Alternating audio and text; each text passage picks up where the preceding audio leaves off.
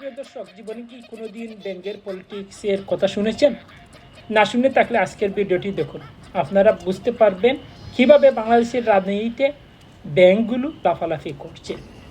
Political ব্যাংকের কাণ্ড, এক পুকুরে তিন ব্যাংকের কিচ্ছা কাহিনী হচ্ছে আজকের এই ভিডিওর মূল আলোচ্য বিষয়।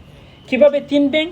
দেখেন, আওয়ামী লীগ জোটবিহীন বাংলাদেশের বর্তমান রাজনৈতিক প্রেক্ষাপটে বিএনপি, জামাত এবং নবগঠিত এনসিপি, চিলড্রেন পার্টি এর মধ্যকার নির্বাচনী ও কৌশলগত রাজনৈতিক সমীকরণ এবং বর্তমান জাতীয় সংসদের বিভিন্ন কার্যকলাপ, হট্টগোল, গণ্ডগোল থেকে শুরু করে রাজনৈতিক টানাপোড়েনের মধ্যকার গল্পের মধ্য দিয়ে আজকের এই ভিডিও আমি আপনাদের সামনে কিছু আলোচনা তুলে ধরছি।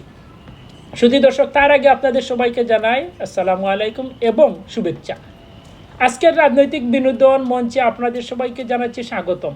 আজকে আমরা কোনো রাজনৈতিক ভাষণ শুনব না এবং ভাষণ দিব না, বরং আমাদের দেশের রাজনৈতিক ব্যাংকগুলোর, পলিটিক্যাল ব্যাংকগুলোর কাণ্ড কারখানা নিয়ে একটু হাসাহাসি করব, একটু মন খুলে হাসবো, যাতে আমাদের হার্ট বিট ভালো থাকে।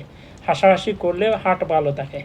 আপনারা তো জানেনই, আমরা সবাই জানি, পুকুরে পুরনো একচেটিয়া বড় রানী ব্যাংক শেখ হাসিনার নেতৃত্বে বাংলাদেশ আওয়ামী লীগের রানী ব্যাংকগুলো কী করেছিল? একচেটিয়া দীর্ঘ 17 বছর শাসন করেছিল। তাদের শাসনের কারণে বাকি ব্যাংকগুলো হাওয়া হয়ে গিয়েছিল। এখন আওয়ামী লীগ হাওয়া, কিন্তু পুকুর তো পুরোপুরি ফাঁকা। এই পুকুরে, আওয়ামী লীগের পুকুরে এখন বাংলাদেশের বড় পুকুরটা দখলে নিচ্ছে তিন ব্যাংক, বিএনপি, জামাত, এনসিপি। সেই সুযোগে পুকুরের দখল নিতে মাঠে তারা মরিয়া হয়ে উঠেছেন। বিএনপি দেড়ে খোলা ব্যাংকের মতো, জামাত সবুজ খুনো ব্যাংকের মতো এবং একেবারে নতুন তরজাদা তরমুজের মতো লাল টকটকে এনসিপি জেনারেশন জেএনজি ব্যাঙ্গাসি দের কাণ্ড কারখানা কি, সে নিয়ে আজকের ভিডিওর আলোচনা। আজকের ভিডিওর আলোচনা তিনটি পার্টে আলোচনা করব। প্রথম পার্টটি হচ্ছে বিএনপিকে আমি এখানে খোলা ব্যাংক হিসাবে ধরছি, কারণ বিএনপি খোলা ব্যাংক এক লাফে কিন্তু সে অনেক দূর যেতে পারে। বিএনপিরও তারেক রহমান সাহেব লন্ডন থেকে গিয়ে সিংহাসন দখল করেছেন। এক লাফে কিন্তু তিনি সিংহাসনের নীতি, আদর্শ সব কিছুই দখলে নিয়েছেন। চরিত্র কি? পুকুরের সবচেয়ে পুরনো এবং মুরব্বী খোলা ব্যাংক হচ্ছে বিএনপি। বহু বছর পর একচেটিয়া রাজত্ব পেয়ে তারা তো মহা খুশিতে ডগডগা।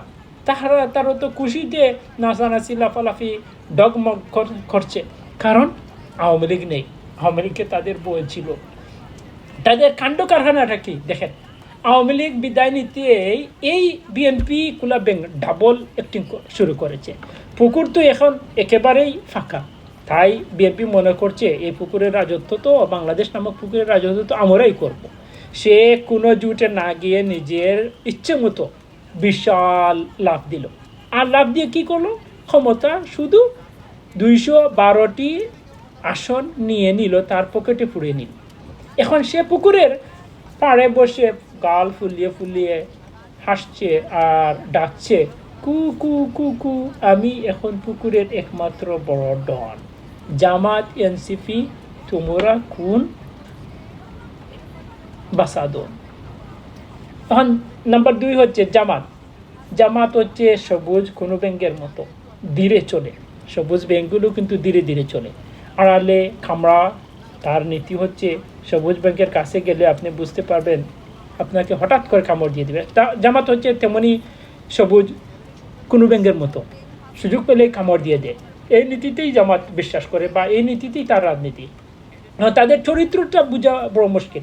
জুফের আড়ালে থাকা চতুর সবুজ কোনো ব্যাংক জামাত, সে একলা লাফানোর চেয়ে দলবল বাড়ি করে লাফাতে উস্তাদ। সেই কাণ্ডটাই জামাত করেছে। বিএনপির সাথে পুরনো প্রীতি ভেঙে যাওয়ার পর জামাত বুঝলো একা টিকতে পারবে না, তাই তারা তরুণদেরকে তাদের কাছে টেনে নিল। বেশ, সে ফাঁদ পাতল।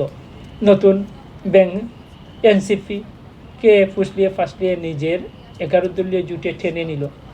ফলস্বরূপ বিএনপি একা রাজত্ব করলেও জামাত তার সবুজ ছাতা পুকুরের প্রধান বিরোধী দলকে ৭৭টি আসন হিসাবে খপ করে জায়গা করে নিল।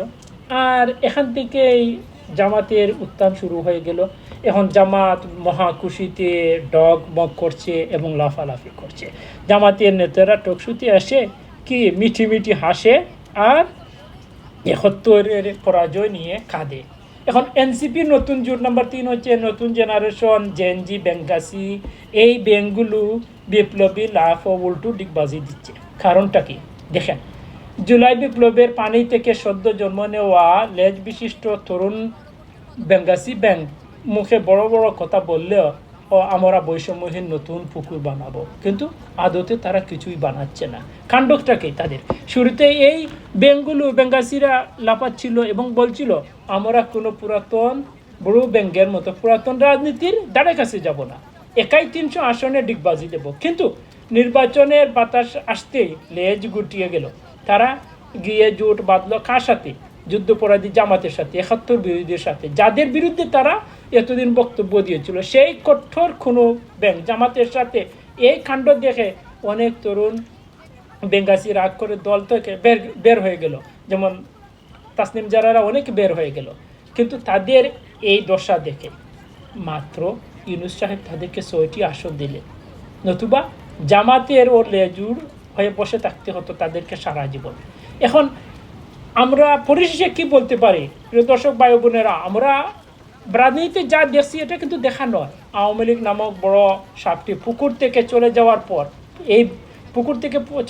পর এই ৩ রাজনৈতিক ব্যাংকের আসল রূপ বের হয়ে আসছে।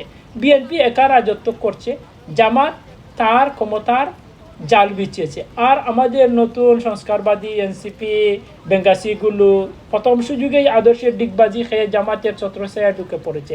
রাজনীতির এই বেঙ্গল লাভ আর রূপ বদলানো দেখতে আপনাদের বিনোদনের কোনো অভাব হবে না, কারণ বিনোদন বিএনপি মানেই একটা বিনোদন। আর পরিশেষে আমরা সবাই বিনোদন উপভোগ করি, সেই আশা এবং প্রত্যাশা থাকলো। আপনারা সবাই ভালো থাকবেন, ব্যাংকের মতো লাফালাফি করবেন না, রাজনীতি বুঝে শুনে করবেন সেই আশা এবং প্রত্যাশা রাখছি। আসসালামু আলাইকুম।